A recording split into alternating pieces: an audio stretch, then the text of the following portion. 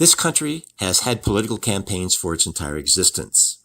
The election process requires each party to promote and encourage issues or candidates that generally agree upon a central objective. The basic difference between the parties are those who prefer big government compared to those who prefer small government. Independents believe something in between and think that the individual is more important than the principles of any party. That is a tough act and still have integrity. As Hamilton said, if you stand for nothing, you will fall for anything. The lack of integrity, secularism, and the sad fact that it's profitable to cheat has resulted in elections becoming more divisive and dishonest.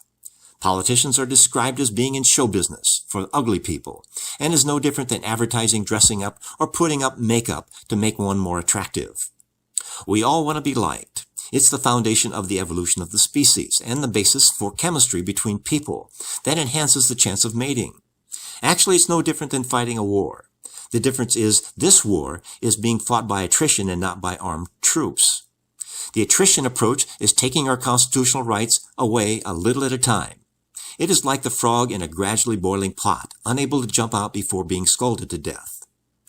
It is an arms race where the weapon of choice is money. As in any war, the amount spent fighting it is always less than the amount that would be lost if not contested. In this presidential campaign, everything is at stake.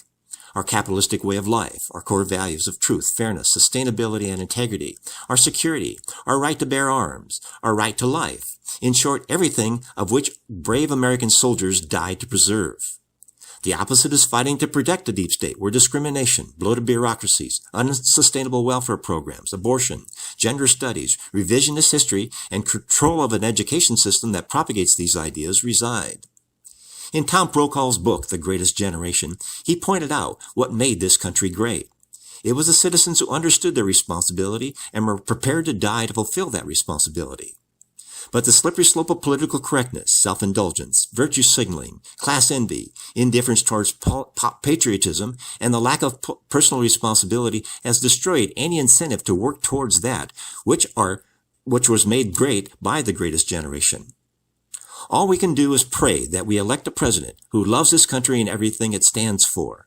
That we elect a president that respects and loves our core values of fairness, truth, sustainability, and integrity, which made this country the greatest on earth. And we pray the results of the election will be accepted peacefully. This is Keith Kuby wishing you the best in making the world a better place.